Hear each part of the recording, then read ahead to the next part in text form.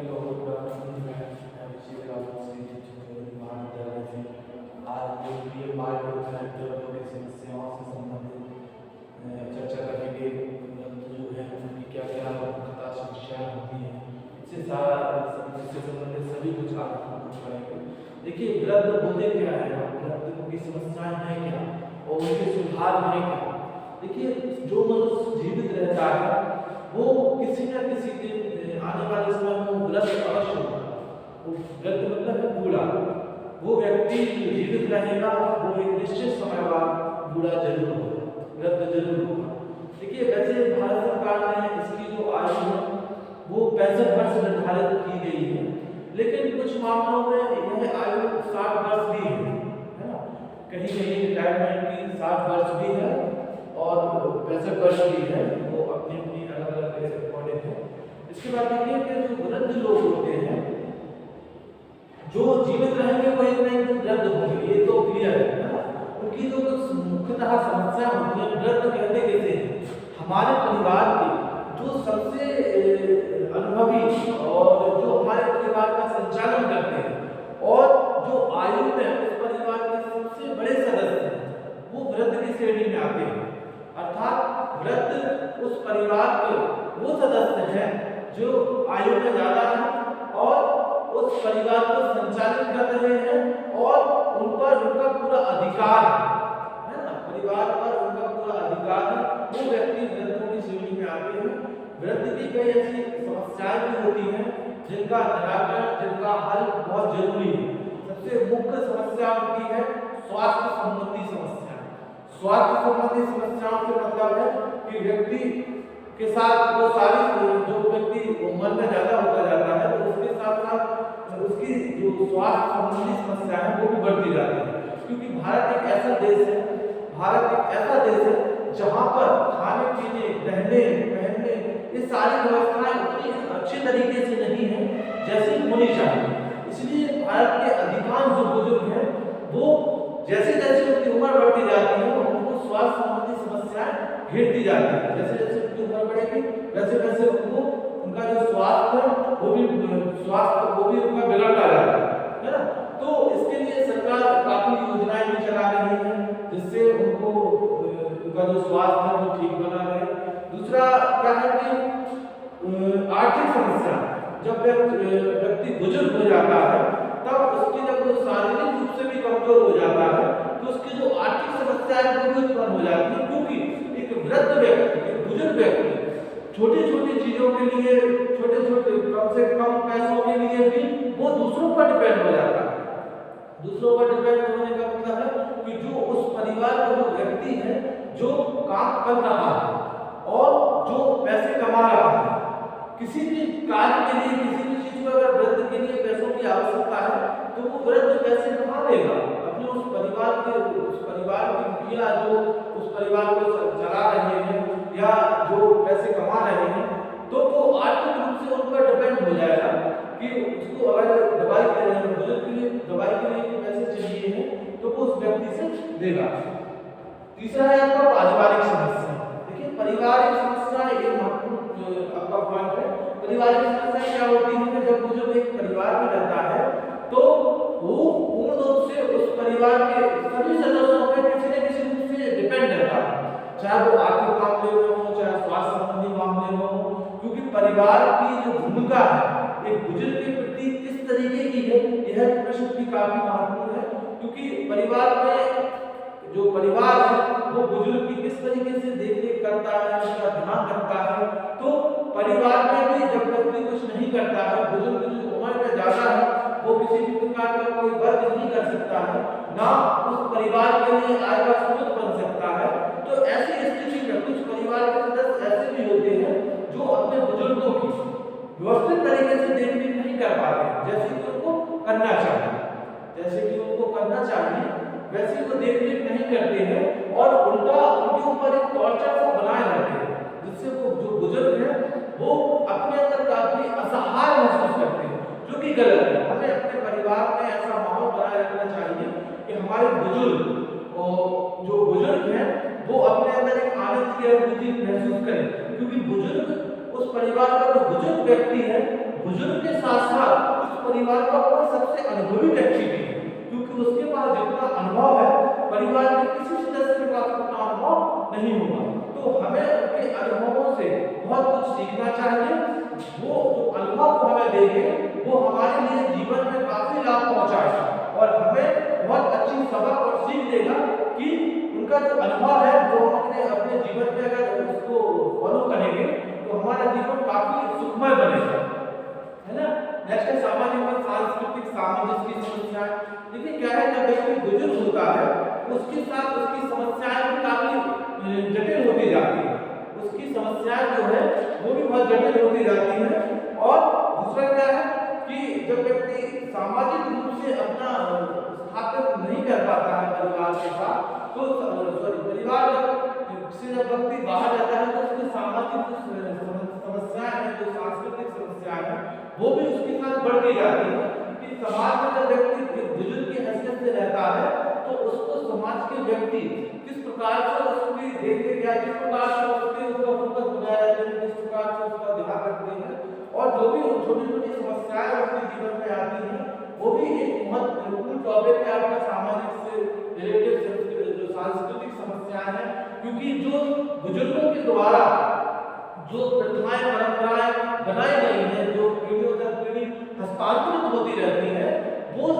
जो हमारे पुराने अनुभव है, हमारे पूर्वजों के जो पुराने अनुभव है और जो पुरानी प्रथाएं परंपराएं हैं, तो उन परंपराओं को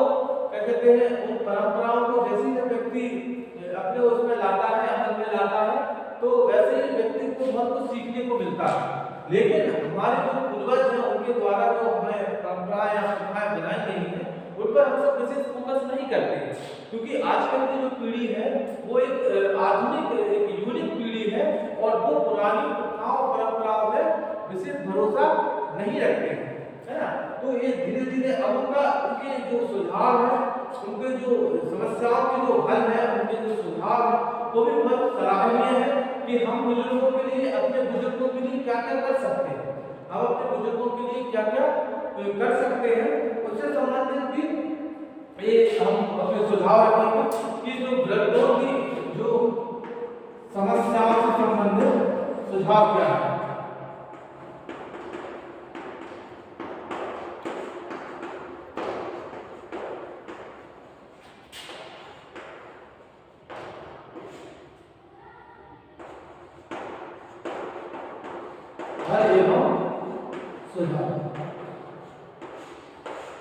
देखिए क्या है कि जब व्यक्ति जीवित रहता है तो वो एक निश्चित उम्र के बाद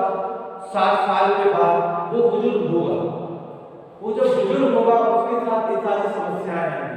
समस्याओं के निराकरण के लिए भी हमारे पास कुछ सुझाव है, हमारे पास कुछ हल है कि जिनके द्वारा उनकी समस्याओं का निराकरण कर सकते हैं। जैसे जो बुजुर्ग व्यक्ति है कि एक सामान्य क्रिया है कि व्यक्ति बुजुर्ग होगा, उसके साथ स्वास्थ्य संबंधी जो समस्याएं हैं, तो भारत सरकार को या सरकार के द्वारा ऐसे नियम कानून बनाने चाहिए कि जिनसे वृद्धों के लिए निःशुल्क दवाइयां हैं वो उपलब्ध कराई जाए, जिससे एक बुजुर्ग व्यक्ति, क्योंकि वो आर्थिक रूप से भी अपने आप में कमजोर फील करता है, तो जब उनको निःशुल्क दवाई मिलती रहेगी तो उनको स्वास्थ्य अच्छा बना रहेगा, है ना। दूसरा क्या है कि जैसे आर्थिक समस्याओं की बात हम करते हैं कि आर्थिक समस्याएं जिनके साथ रहती है, तो उनकी आयु के अकॉर्डिंग जो भी वो काम करने में सक्षम या वो जो भी काम कर सके उनको वैसे काम उनको सरकार के द्वारा उपलब्ध कराए जाने चाहिए, जिससे उनका जो टाइम है वो भी कंज्यूम होता रहे, टाइम भी उनका निकलता रहे और उनको 2 पैसों की आमदनी भी होती रहे, जिससे उनकी आर्थिक समस्याएं कुछ हद तक सॉल्व होगी, कुछ हद तक उनकी जो आर्थिक समस्या है वो सॉल्व होगी। और भी हम ऐसे बहुत सारे उपयोग हैं जो कर सकते हैं, है ना। और जो भी कल्याणकारी योजनाएं हैं,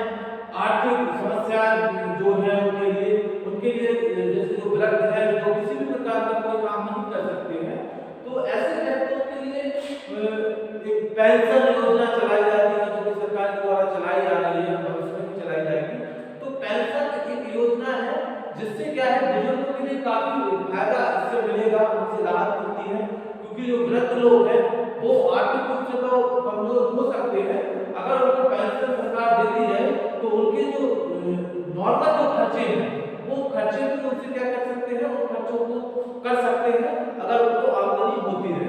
नेक्स्ट क्या है, जैसे कई वृद्ध ऐसे भी हैं कि जो परिवार से अन्य निकाल दिए गए हैं या उनके लिए रहने के लिए उचित परिवार नहीं है, तो ऐसे व्यक्तियों के लिए एक वृद्धाश्रम बनाया जाए जिसमें सारे वृद्ध लोग रहें, जिससे उनके साथ वृद्ध लोग एक साथ रहेंगे तो उनका जो आपस में तालमेल का जो बना रहेगा और उनका मुख्य है कि उनके जो जीवन के अंतिम क्षण है वो एक सुखमय तरीके से निकल सकते हैं, क्योंकि वृद्ध लोग जब एक साथ रहेंगे तो उनके अंदर अपने अपने अनुभवों को लेकर एक विचार विमर्श होता है और जिससे उनसे क्या है, उनका टाइम भी निकलता रहता है और वो जीवन में थोड़ा खुश भी बने रहते हैं। तो हम कह सकते हैं कि वृद्धाश्रम को निर्माण भी बहुत आवश्यक है और सरकार के द्वारा ऐसे कठोर कानून भी बनाए जाने चाहिए कि जो व्यक्ति अपने परिवार के वृद्ध व्यक्तियों को घर से निकाल देगा या घर से निकालते हैं उनके प्रति कठोर कार्रवाई की जाए कि जिससे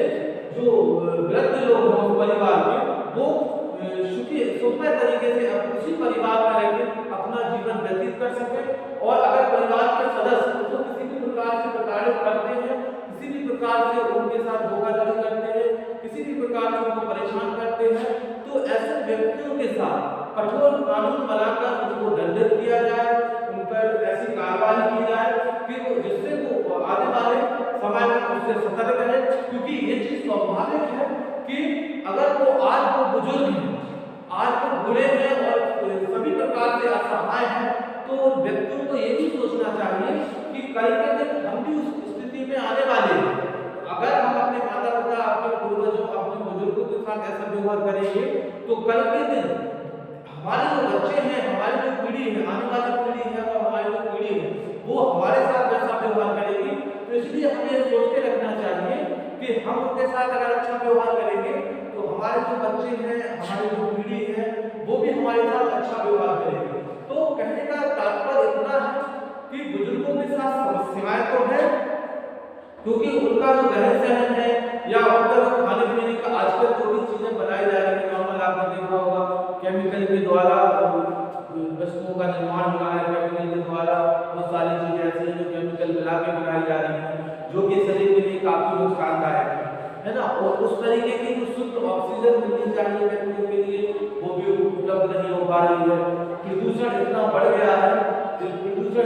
गया है कि जिससे व्यक्ति की जो उम्र है उसके एवरेज में भी काफी कमी आती जा रही है। अर्थात पहले जो व्यक्ति लंबे समय तक जीता था, आज के समय में उतनी लंबा नहीं जा पाता है और वह कई बीमारियों से ग्रसित हो जाता है, क्योंकि उसके लिए जो खाने की व्यवस्था है और जो प्रदूषण है वो काफी प्रभावित करता है और वह जीवन में उतना सुखमय तरीके से स्वास्थ्य के प्रति उतना सुखमय तरीके से जीवन यापन नहीं कर पाता है। अर्थात हम कह सकते हैं कि जैसे जैसे बुजुर्ग बढ़ते जाते हैं, जैसे जैसे उनकी उम्र बढ़ती जाती है, उनको बहुत सारी स्वास्थ्य संबंधी समस्याएं घिरती जाती हैं, उनकी आर्थिक स्थिति कमजोर हो जाती है, एक तरीके से उनकी पारिवारिक जो स्थितियां हैं वो भी काफी चेंजेस हो जाती हैं, क्योंकि बुजुर्ग व्यक्ति को जो परिवार के सदस्य वो एक तरीके से बोझ समझते हैं।